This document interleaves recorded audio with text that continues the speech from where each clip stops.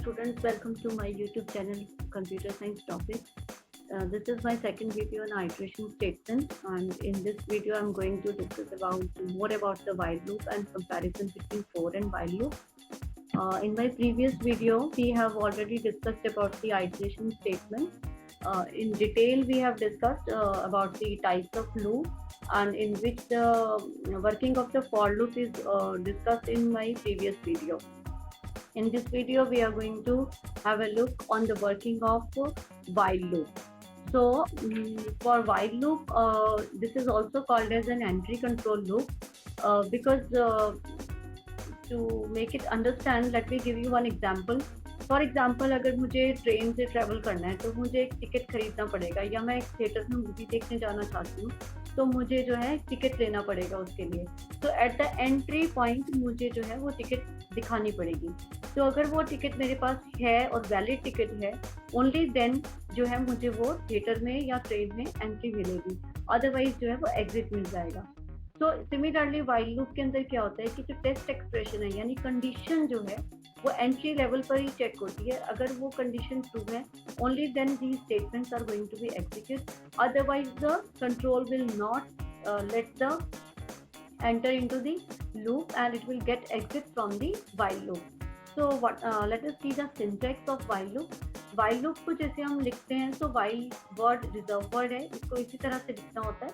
और एक्सप्रेशन का मतलब है यहाँ पर हम जो भी कंडीशन है अकॉर्डिंग टू द क्वेश्चन वो यहाँ पर लिखेंगे, and this expression will be followed by the semicolon and whatever the statement we want to execute under the while loop. यानी जो भी स्टेटमेंट्स हम while loop के अंदर एग्जीक्यूट कराना चाहते हैं वो हम उनको इंडेंट करके लिख देंगे. इंडेंट करने का मतलब है यहाँ पर हम थोड़ा सा स्पेस छोड़ के उसके बाद उन स्टेटमेंट्स को लिखेंगे.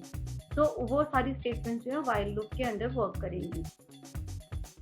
फॉर एग्जाम्पल हम यहाँ पे देखते हैं कि t की वैल्यू जो है मैंने इनिशियलाइज की है 10 से, एंड डेफिनेटली t की वैल्यू जो है वो 0 से बड़ी है.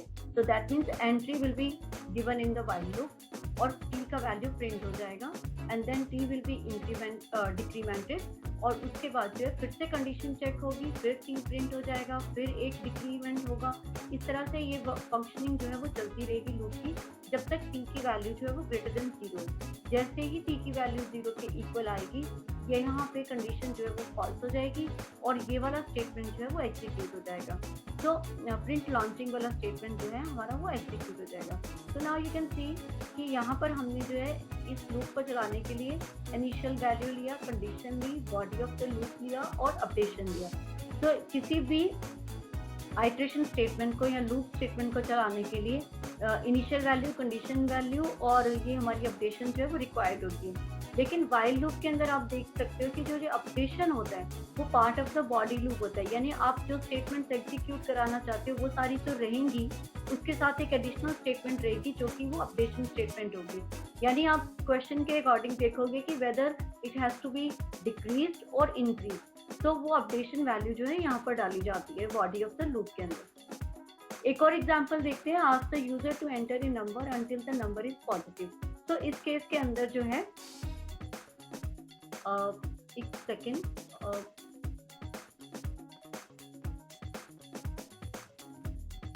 तो यहाँ पर जो है हम देख सकते हैं कि ask the user to enter a number until the number is positive. यानी एक प्रोग्राम हमको करना है जिसमें यूजर को बोला जाएगा कि आप एक नंबर एंटर करिए, और अगर वो पॉजिटिव नंबर नहीं होता है तो उसको दोबारा से वो नंबर एंटर करना पड़ेगा, और वो नंबर तब तक एंटर करता रहेगा जब तक कि वो पॉजिटिव नंबर एंटर नहीं कर देता. तो इसके लिए हमने क्या किया, n की वैल्यू को -1 से इनिशियलाइज कर दिया. n जो है लेस देन 0 है, तो हम एकदम से while लूप के अंदर एंट्री मिल जाएगी और यहाँ पर पूछेगा एंटर ए पॉजिटिव नंबर. तो ask the user for a positive number. Now the program is going to check. अब जैसे ही n में इनपुट मिलेगा फिर से while लूप की वर्किंग शुरू होगी और वो चेक करेगा कि n जो है वो लेस देन 0 है, यानी n जो है वो लेस देन 0 है, यानी वापस कंट्रोल जो है ask the user to enter a positive number. तो यहाँ पर फिर से वो नंबर पूछेगा. अब सपोज इस बार जो है यूजर पॉजिटिव नंबर इनपुट कर देता है, तो ये स्टेटमेंट जो कि while लूप से बाहर है, क्योंकि ये इंडेंटेड स्टेटमेंट नहीं है, ये प्रिंट स्टेटमेंट हमारी इंडेंट नहीं है, मतलब स्पेस नहीं दिया हुआ, ये while लूप के बिल्कुल बराबर में लिखी है. दैट मीन्स ये स्टेटमेंट हमारी जो है while लूप के अंदर नहीं आती है. तो जैसे ही पॉजिटिव नंबर एंटर होगा ये वाली स्टेटमेंट एग्जीक्यूट हो जाएगी और हमारा जो है एग्जिट हो जाएगा लूप से। तो नेक्स्ट अब हमारे पास सिचुएशन आती है कि कैसे हमें पता चलेगा कि हम किस प्रोग्राम में फॉर लूप यूज करें और किस प्रोग्राम में हम व्हाइल लूप यूज करें। तो फॉर लूप यूज करने के लिए वो सिचुएशंस प्रेफर की जाती हैं जहाँ पे हमें पहले से पता होता है कि कितने नंबर ऑफ आइट्रेशंस जो है हमें करने हैं।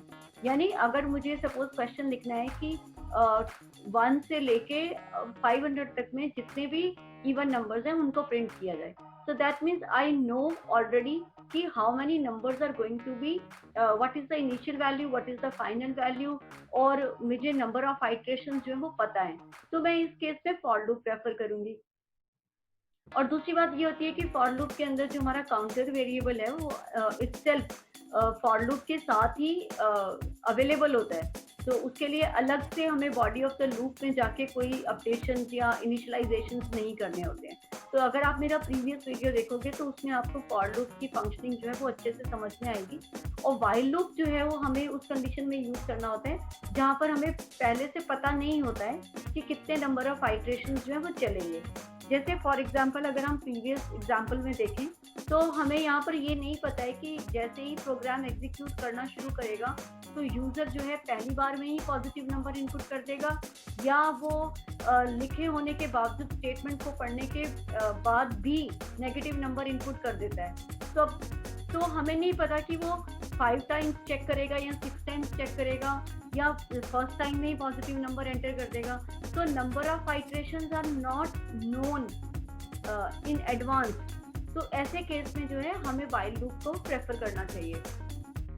दूसरी बात यह है कि there is no built in loop control variable within a while loop. जैसे इस एग्जांपल में मैंने आपको दिखाया था कि यहाँ पर जो है updation body of the loop के अंदर हो रही है। यहाँ पर हमें व्हाइल लूप के सिंटैक्स में कहीं भी उसकी अपडेशन स्टेटमेंट अवेलेबल नहीं है, जबकि फॉर लूप में होती है। तो ये डिफरेंस है फॉर लूप और व्हाइल लूप के अंदर। एक और सिचुएशन देख सकते हैं, जैसे मेरे पास ये इस कोड से समझ आता है फॉर आई इन रेंज, यानी इसके स्टेटमेंट में ही मुझे पता है 1 से लेके 11 तक जाना है और 2 का स्टेप इंक्रीमेंट होगा और सारे ऑड नंबर्स जो है यहाँ पे जनरेट होंगे। लेकिन यही प्रोग्राम को अगर मैं व्हाइल लूप में लिखूंगी तो आई को मैंने पहले इनिशियलाइज किया, फिर कंडीशन तो चेक होनी है, उसके बाद आई प्रिंट किया और अपडेशन स्टेटमेंट भी होगा।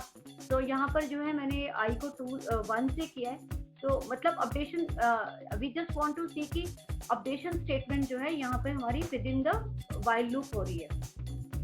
तो नाउ यू कैन सी कि मेरा जो फॉर लूप और व्हाइल लूप है, फॉर लूप में हमेशा इन एडवांस मुझे पता है और व्हाइल लूप में जो है अगर मुझे एडवांस में पता है तो मैं व्हाइल लूप ना प्रेफर करके फॉर लूप को प्रेफर करूंगी यहाँ पर यूज करना।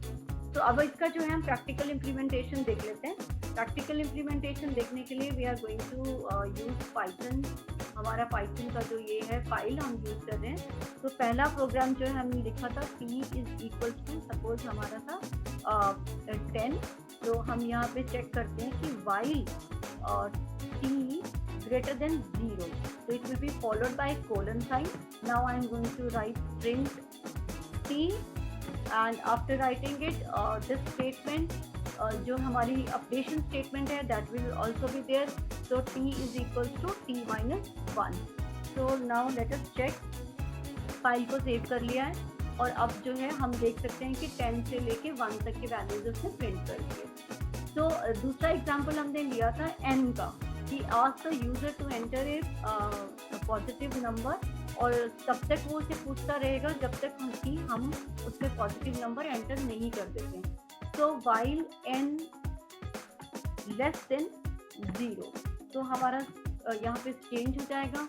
तो यहाँ पर जो है हम n की वैल्यू को इनपुट करा लेंगे यूज़र से कि आप जो है इनपुट करिए एक इंटीजर वैल्यू जो कि हमारी एंटर पॉजिटिव नंबर। ओके, तो एंटर पॉजिटिव नंबर हमने उसको बोला है करने के लिए, और अगर वो पॉजिटिव नंबर इनपुट कर देता है तो ठीक है, नहीं तो यहाँ पर एक ब्रैकेट और आ जाएगी। और अदरवाइज जो है अब हम यहाँ पर स्टेटमेंट दे देंगे print you have entered a positive value. तो पॉजिटिव वैल्यू, तो उसको जो है लूप से एग्जिट मिल जाएगा। ये हमारे प्रीवियस कोड का था। So now this statement is under the while loop and this statement is out of the loop, और n हमने इनिशियलाइज कर दिया है। I think everything is correct. Now let us check. तो एंटर ए पॉजिटिव नंबर।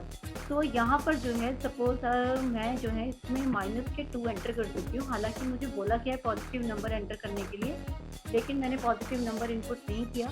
तो फिर मैं जो है यहाँ पर 4 एंटर कर देती हूँ, -4। तो यहाँ पर मैंने क्योंकि पॉजिटिव नंबर नहीं इनपुट किया है, again it is telling me. तो अभी आप देख सकते हो कि यहाँ पे नंबर ऑफ आइट्रेशंस जो हैं वो पहले से पता नहीं है। तो अभी जो है फिर से मैं एक नेगेटिव नंबर इनपुट कर दी हूँ, तो अभी भी ये मुझे लूप से बाहर आने नहीं दे रहा है। अब जो है मैं पॉजिटिव नंबर एंटर कर देती हूँ। So now it is saying you have entered A positive value, और हम जो है लूप से बाहर आ गए। तो आई होप आपको ये वीडियो अच्छा लगा है और आपको फॉर लूप व्हाइल लूप के डिफरेंस भी अच्छे से समझ में आया है। और अगर आपको ये वीडियो अच्छा लगा है तो प्लीज़ इसको लाइक करिए, शेयर करिए और सब्सक्राइब करिए। Thank you so much.